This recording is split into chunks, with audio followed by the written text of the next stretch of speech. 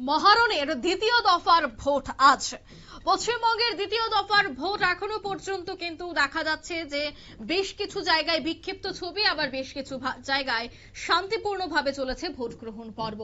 এখনো পর্যন্ত যে পরিসংখ্যান পাওয়া গেছে, প্রায় 30% উপর ভোট পড়েছে পশ্চিমবঙ্গে। তবে সেক্ষেত্রে পশ্চিমবঙ্গের বিধানসভা নির্বাচনের দ্বিতীয় দফার ভোট গ্রহণে মোট 7 জেলায় 142টি আসনে ভোট গ্রহণ পর্ব চলছে, যেখানে 3,21,75,299 জন ভোটার নিজেদের মতামত জানাবেন ব্যালট বাক্সে। তবে তার মধ্যে বেশ কিছু আপডেট অবশ্যই আমরা তুলে ধরছি। তবে বিভিন্ন জায়গায় সকাল 8টা থেকেই প্রচুর মানুষের ভিড় লক্ষ্য করা যাচ্ছে। 2026-এর এই বিধানসভা ভোটে একদিকে সৌরভ গঙ্গোপাধ্যায়, অন্যদিকে দেব, শুভশ্রী, প্রত্যেকে যারা তারকারা রয়েছেন তারাও কিন্তু ভোট গ্রহণ কেন্দ্রে পৌঁছে যাচ্ছেন ভোট দিতে। দ্বিতীয় দফায় 11টা পর্যন্ত মোট ভোট পড়েছে 39.94% বেলা 11টা পর্যন্ত, এবং 2টা পর্যন্ত সেই ভোটের পার্সেন্টেজ কিন্তু 50 থেকে 55-তে যেতে পারে, এমনটা এখনো পর্যন্ত সম্ভাবনা। অন্যদিকে তৃণমূল বলছে যে শান্তিপূর্ণভাবে ভোট গ্রহণ পর্ব চলছে, তবে বিজেপির বক্তব্য হচ্ছে যে পোলিং এজেন্টদেরকে ঢুকতে দেওয়া হচ্ছে না এবং এজেন্টদের কার্ড ছিঁড়ে ফেলা হচ্ছে। বাম বেশ কিছু নেতৃত্বদের অভিযোগ যে ধীর গতিতে চলছে ভোট গ্রহণ পর্ব। অন্যদিকে আরো একটা অভিযোগ রয়েছে যে আইএসএফ এর যে বোতাম রয়েছে সেখানে ফেবিকুইক লাগিয়ে দেওয়া হয়েছে। এই ধরনের অভিযোগও কিন্তু উঠে আসছে বারবার। তবে সেই বিষয়ে আমি আরো বিস্তারিত জানবো। এই মুহূর্তে যুক্ত হয়ে গেছে পশ্চিমবঙ্গ থেকে কলকাতা হাইকোর্টের বিশিষ্ট আইনজীবী সৈয়দ চন্দন হোসেন। প্রথমে আপনাকে নিউজ ভ্যানগার্ড পর্দায় স্বাগত জানাচ্ছি। হ্যাঁ, নমস্কার। আজ সকাল 8টা থেকে ভোট গ্রহণ পর্ব চলছে, তবে বেশ কিছু কেন্দ্রে ধীর গতিতে ভোট গ্রহণের অভিযোগ তুলছে বামেরা। এখনো পর্যন্ত আপনার মতামত অনুসারে কেমন চলছে দ্বিতীয় দফার এই ধীর গতিতে যে ভোট গ্রহণের কথাটা বললেন, এটা ঠিক।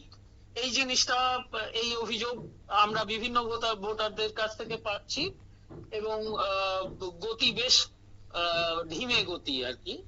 তো এখন যেটা বিষয় সেটা হচ্ছে যে ওভারঅল কিন্তু শান্তিপূর্ণই ভোট হচ্ছে, তাতে অসুবিধা নেই।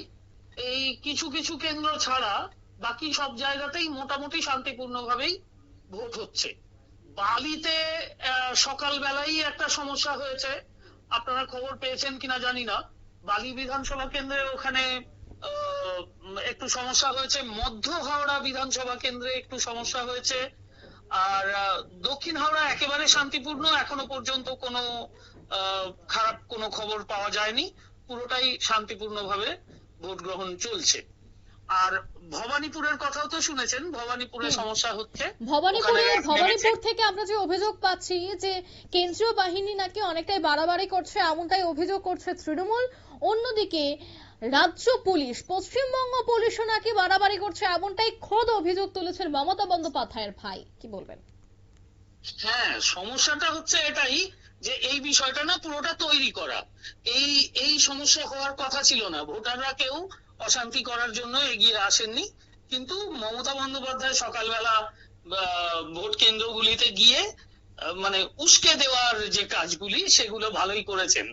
হ্যাঁ, মুখোমুখি হয়েছেন আপনি, মানে উনি মুখোমুখি হয়েছেন বিরোধী দলনেতা তথা বিজেপির যিনি আছেন তার সাথে। মানে এই ধরনের বিষয়গুলোকে অ্যাভয়েড করাই যেত, কিন্তু উনি সেটা করেননি, উল্টে মানে পরিস্থিতি গরম করার জন্যই উনি এই কাজটি করেছেন। তো দেখাও গেছে যে টিভিতেও দেখাচ্ছে, এখন তো দেখাচ্ছেই যে সামনাসামনি হয়েছেন, এবং তারপরেই উত্তেজিত কিছু লোকজন, মানে যারা সোকল্ড পার্টি ক্যাডার, তারা বেশ ভালোই অ্যাক্টিভ হয়ে পড়েছে, ইত্যাদি ইত্যাদি। আসল বিষয় হচ্ছে যেটা, যে রিগিংটা করতে পারছে না তৃণমূলের একটা বড় অস্ত্র রিগিং, সেই রিগিংটা করতে পারছে না, এটাতে ওদের সমস্যা হচ্ছে। সেই জায়গা থেকে ওরা এই কাজগুলো করছে যেখানে সুযোগ পাচ্ছে।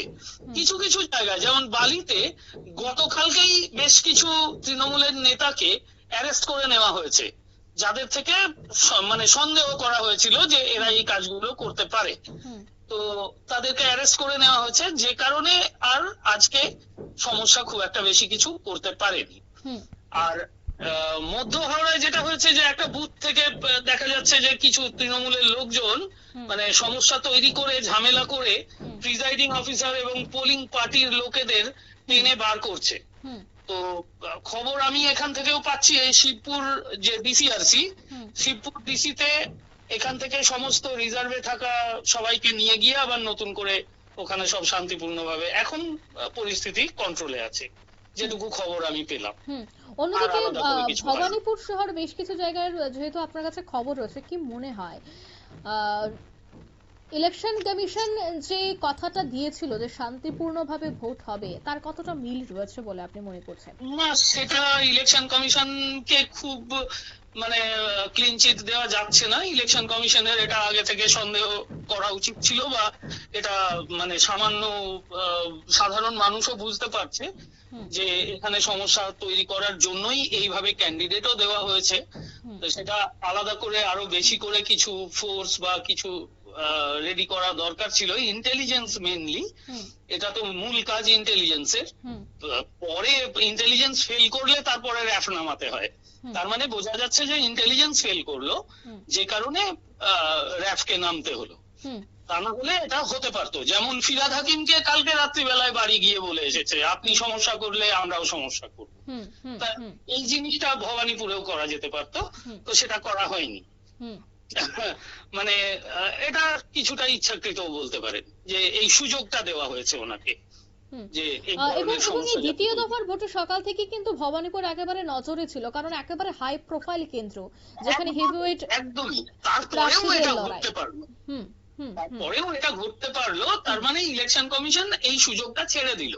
চাইলে ইলেকশন কমিশন এটাকেও আটকাতে পারতো। অন্যদিকে মমতা বন্দ্যোপাধ্যায় অভিযোগ করছেন যে সমস্ত ভোট কর্মী বা কেন্দ্রীয় বাহিনী আনা হয়েছে তারা বাংলা সম্পর্কে কোনো ধরনের জ্ঞান নেই। সরাসরি এক প্রকার অভিযোগের আঙুল তিনি তুললেন, কি বলবেন? হ্যাঁ, ঠিকই আছে ওনার অভিযোগ, উনি তো অভিযোগ করবেন, পাল্টা অভিযোগ হবে, এগুলো তো হবেই। বাংলা সম্পর্কে জ্ঞান নেই এই কথা আমরাও বলেছি ঠিকই, কিন্তু তার প্রয়োগটা অন্য জায়গায় করেছি। আমরা যেখানে প্রয়োগ করছি উনি সেখানে করছেন না। ওনার কথা হচ্ছে যে এনকাউন্টার স্পেশালিস্ট এই ভদ্রলোককে কেন এখানে আনা হয়েছে ইত্যাদি ইত্যাদি। মানে আমরাও সেই প্রশ্ন তুলেছি, কিন্তু প্রয়োগটা অন্য জায়গায়। অন্যদিকে ভবানীপুর রীতিমতো ঘেরাও করা হয়েছে শুভেন্দু অধিকারীকে, যেখানে দেখা গেছে যে পকেট থেকে ফোন বার করতেই মুহূর্তেই কিন্তু দেখা গেছে যে খেলাটা একেবারে ঘুরে গেছে, কারণ কেন্দ্রীয় বাহিনী সেখানে উপস্থিত ছিলেন। একটা সময় পরিস্থিতি এতটাই উত্তপ্ত হয়ে উঠেছে তার সামাল দিতে তাদের কার্যত হাতের বাইরে বেরিয়ে যায়, শুভেন্দু অধিকারীকে সেখান থেকে সরিয়ে আনা হয়।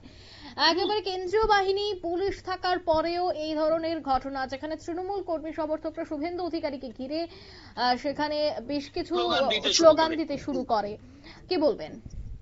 হ্যাঁ, এটাই আমি তো প্রথমেই বললাম যে এটা ফেলিওর অফ ইন্টেলিজেন্স। এই জায়গাটা অন্যান্য কেন্দ্রগুলোতে যেমন ভাবে ইন্টেলিজেন্স এটাকে প্রেডিক্ট করেছিল এবং কন্ট্রোল করেছে, এই ভবানীপুরের ক্ষেত্রে এটা ফেল করলো কেন? এর মানে কিন্তু এই নয় যে ইন্টেলিজেন্সের ক্যালিবার নেই। এর কারণটা এটাই যে ইন্টেলিজেন্সকে ওখানে মাইন্ড অ্যাপ্লাই করতে দেওয়া হয়নি, এবং সেই কাজটা ইলেকশন কমিশন নিজেই করেছে, সেই জন্যই এটা হতে পারলো। একদমই। ধন্যবাদ আপনাকে সময় দেওয়ার জন্য। ধন্যবাদ। অর্থাৎ সার্বিক তো বেশ কিছু জায়গায় ভোট হচ্ছে, কিন্তু আবার বেশ কিছু জায়গায় কিন্তু উচ্ছৃঙ্খলতার ছবিও ধরা পড়ছে। অন্যদিকে মমতা বন্দ্যোপাধ্যায় তিনি বলছেন সারাদিন এলাকায় ঘুরে ঘুরে পরিদর্শন করবেন। তিনি বলেন সারা বাংলা জুড়ে সিআরপিএফ আর অবজারভাররা কোর্টের অর্ডার থাকা সত্ত্বেও বলছে অর্ডার মানব না, আমাদের সব ছেলেদেরকে তুলে নিচ্ছে। ঠিক এই অভিযোগ কিন্তু করেছেন মমতা বন্দ্যোপাধ্যায়। অর্থাৎ বিধানসভার নির্বাচনের দ্বিতীয় দফায় ভোটের সকালে একেবারে বেনজির ছবি দেখা গেল, যেখানে এলাকা পরিদর্শনে বেরিয়ে পড়েছেন মুখ্যমন্ত্রী মমতা বন্দ্যোপাধ্যায়। নিজের গড় ভবানীপুর থেকেই তিনি লড়াই করছেন, আর এই ভোট দেওয়ার আগেই চেতলা এলাকায় পরিদর্শনে তিনি ঠিক এই অভিযোগ করেছেন। তিনি অভিযোগ করলেন যে পোস্টার খুলে দেওয়া হচ্ছে, তৃণমূল কর্মীদের তুলে নেওয়া হচ্ছে।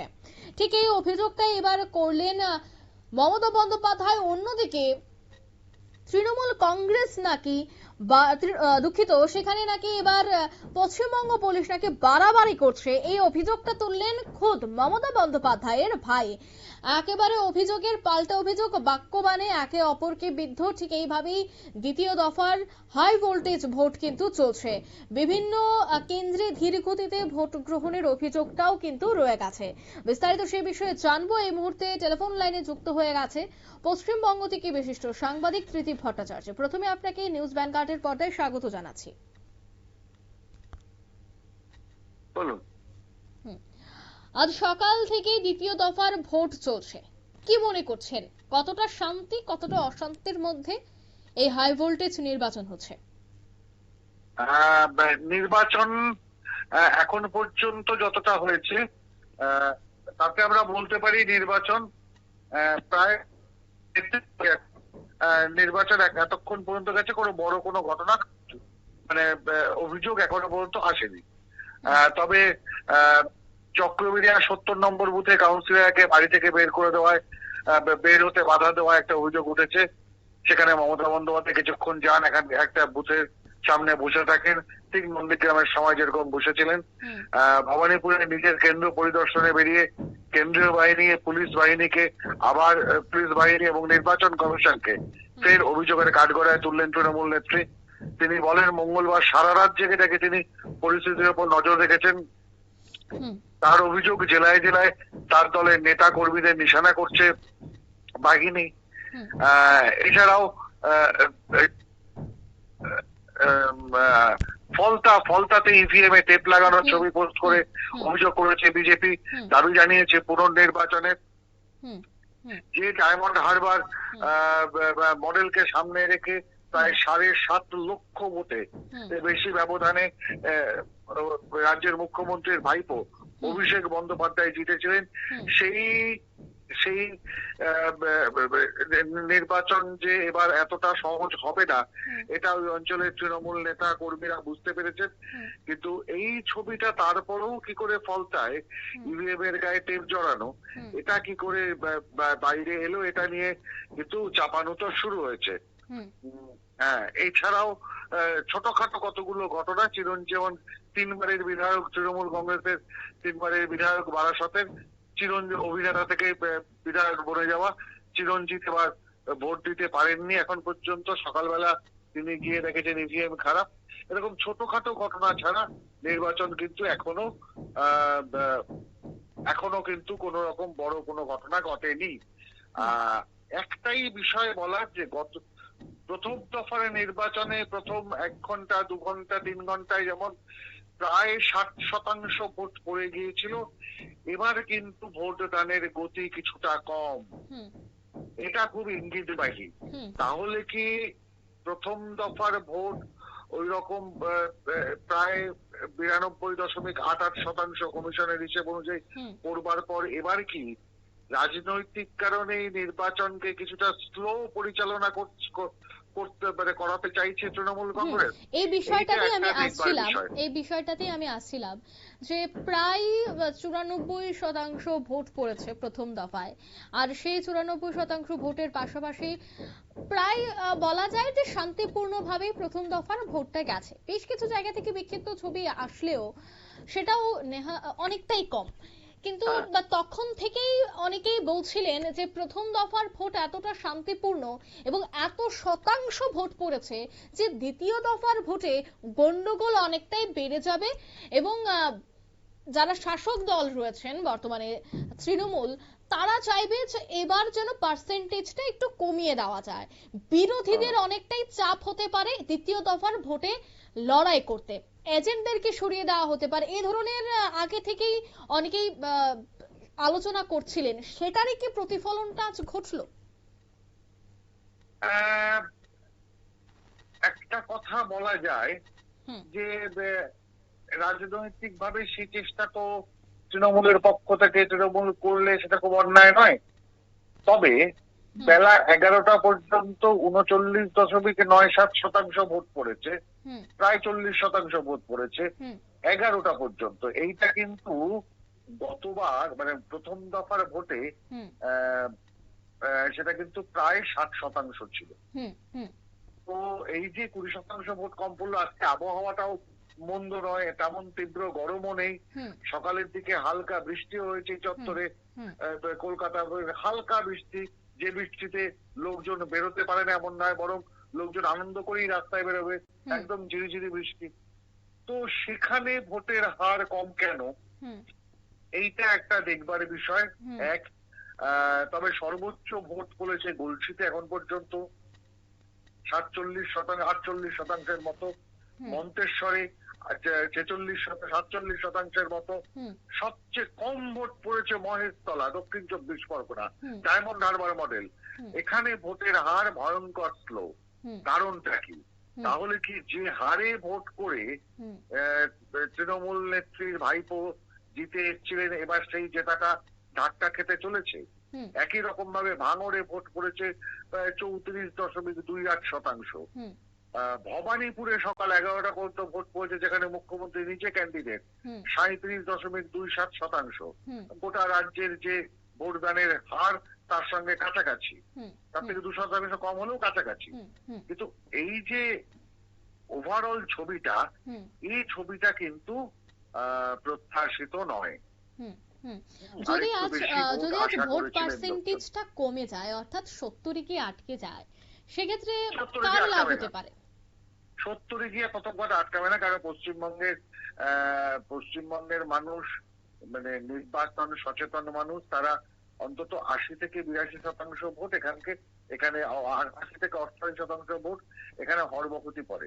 এটা নিয়ে খুব সমস্যা হবে না। তবে এই 11টা পর্যন্ত ভোটের হার কম, এখন নিশ্চয়ই আরো 2%, আরো 20% বাড়বে, 39, 49, 59, 59% হয়তো হবে মোট ভোটের হার। তো সেইটা দেখবার পর বোঝা যাবে, মানে একটার যে হিসেব, সেই হিসেবটা না এলে এক্ষুনি মানে বলে ফেলা যাচ্ছে না যে খুবই কম হারে পড়ছে। তবে কম হারে যদি ভোট পড়ে থাকে, আপনি যে কথা বলছেন যে 80 বা 85, 86% যদি ভোট পড়েও থাকে, কার আখেরে মনে করেন যে লাভটা হতে পারে, শাসক না বিরোধী? এখানে তো শাসক দল শক্তিশালী, দক্ষিণ এখন যে 142% ভোট হচ্ছে, শাসক দল শক্তিশালী। যদি শাসক দলকে জেতানোই তার কর্মীদের লক্ষ্য হতো, তাহলে তারা ঝাঁপিয়ে পড়ে ভোট দিয়ে শাসক দলকে প্রথম 3 ঘন্টার মধ্যেই এগিয়ে দেওয়ার চেষ্টা করতেন। এবার সে ছবিটা কিন্তু এখনো পর্যন্ত দেখতে পাচ্ছি না। ভোটের শতাংশ কমা মানে কিন্তু শাসক দল কিঞ্চিত হলেও বিপদে পড়বে। তাহলে কোন ভোটটা কমছে, কোন অঞ্চলে কমছে, কতটা কমলো, যেমন মহেশতলার যে ছবিটা বললাম, সেখানে 33% ভোট পড়েছে প্রথম 2 ঘন্টায়। এই যে ছবিটা, এই ছবিটা কিন্তু ভালো ছবি নয়। অন্তত পশ্চিমবঙ্গের যে ভোটদানের হার, সেখানে কিন্তু ভালো ছবি নয়। তাহলে কেন এরকম হলো, এটা নিয়ে আলোচনা চলতেই পারে। তবে শেষ পর্যন্ত আমাদের দেখতে হবে দ্বিতীয় দফার নির্বাচনে যে ভোট হার, সেটা প্রথম দফাকে টপকাতে পারে কিনা বা কাছাকাছি পৌঁছতে পারে কিনা, তখন একটা বিশ্লেষণ করবার সুযোগ আছে। একদমই, এবং অপেক্ষায় থাকা হবে 4 তারিখ কি বেরিয়ে আসে। একদম অসংখ্য ধন্যবাদ আপনাকে সময় দেওয়ার জন্য। ইতিমধ্যে কিন্তু বেশ কিছু জায়গা থেকে বিক্ষিপ্ত ছবি উঠে আসছে এবং বেশ কিছু জায়গায় শান্তিপূর্ণভাবে চলছে ভোট গ্রহণ। তবে আজ যে 8টি জেলায় ভোট গ্রহণ পর্ব চলছে, সেই জেলাগুলির মধ্যে তৃণমূলের যে আধিপত্য, সেটা কিন্তু অনেকটাই বেশি। অর্থাৎ বিশ্লেষকদের মত অনুসারে প্রথম দফার যে ভোট হয়েছিল, সেই প্রথম দফার ভোটের পার্সেন্টেজ বাড়া মানে সে সমস্ত কেন্দ্রে কিছুটা হলেও বিজেপির শতাংশটা বেশি পড়েছে, এমনটাই মত রাজনৈতিক বিশ্লেষকের। কিন্তু আজ যে সমস্ত আসনে ভোট হচ্ছে, অর্থাৎ দ্বিতীয় দফা, সেই দ্বিতীয় দফার ভোটের মধ্যে বেশিরভাগ আসনটাই হচ্ছে তৃণমূলের দখলে থাকা বা তৃণমূলের গড় হিসাবে পরিচিত এমন আসনের মধ্যে আজ বেশিরভাগ আসনেই হচ্ছে ভোট। আর সেই জায়গায় ভোট শতাংশ প্রথম দফা থেকে কিন্তু অনেকটাই কমে গেছে। তাই বলা হচ্ছে যে প্রথম দফা এবং দ্বিতীয় দফার মধ্যে ভোট পার্সেন্টেজ পার্সেন্টেজটার যেমন একটা ফারাক রয়েছে 20% এখনো পর্যন্ত, ঠিক তেমনি যে সমস্ত জায়গায় তৃণমূলের মূল গড় রয়েছে সে সমস্ত জায়গার মানুষ কেন বেরিয়ে ভোট দিচ্ছেন না, এই বিষয়টা নিয়েও কিন্তু মূলত রাজনৈতিক মহলে চর্চা শুরু হয়ে গেছে। তবে অপেক্ষা 4 তারিখের, তারপরে বেরিয়ে আসবে সবটা বিষয়।